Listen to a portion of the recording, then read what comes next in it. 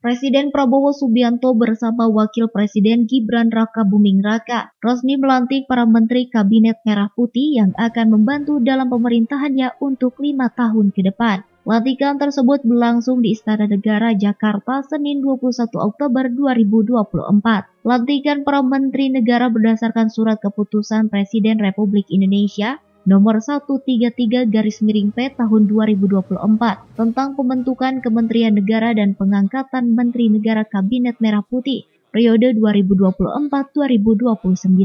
Terdapat total 109 anggota di Kabinet Merah Putih yang terdiri dari 48 menteri, 5 pejabat setingkat menteri, dan 56 wakil menteri. Jumlah ini menjadikan Kabinet Merah Putih sebagai yang tergemuk sejak Kabinet Wikora II pada 1966.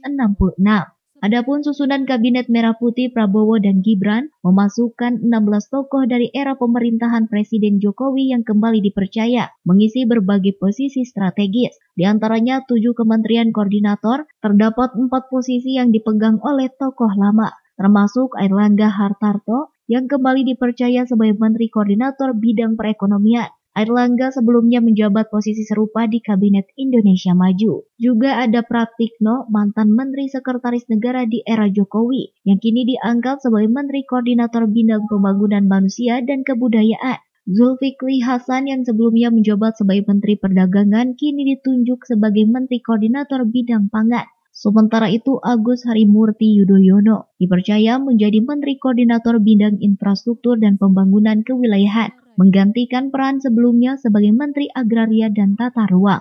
Selain itu, 12 tokoh dari 41 kementerian teknis di Kabinet Merah Putih adalah mantan menteri era Jokowi. Di antaranya adalah Supratman Andi Agstas sebagai Menteri Hukum, Bahlil Lahadalia yang tetap menjabat sebagai Menteri Energi dan Sumber Daya Mineral, dan Dito Aryo yang melanjutkan perannya sebagai Menteri Pemuda dan Olahraga. Saifullah Yusuf kembali mengemban tugas sebagai Menteri Sosial, sementara Tito Karnavian melanjutkan jabatannya sebagai Menteri Dalam Negeri.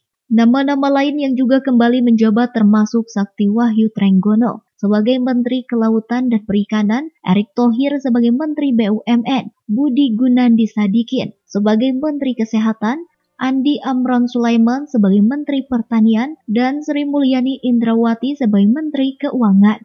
Rosan Roslani pun kembali dipercaya sebagai Menteri Investasi dan Agus Gumiwang Kartasasmita melanjutkan tugasnya sebagai Menteri Perindustrian. Susunan kabinet ini menunjukkan adanya kesinambungan sekaligus perubahan yang diharapkan mampu membawa Indonesia ke arah yang lebih baik. Dari Jakarta, Tim Liputan MGS TV melaporkan.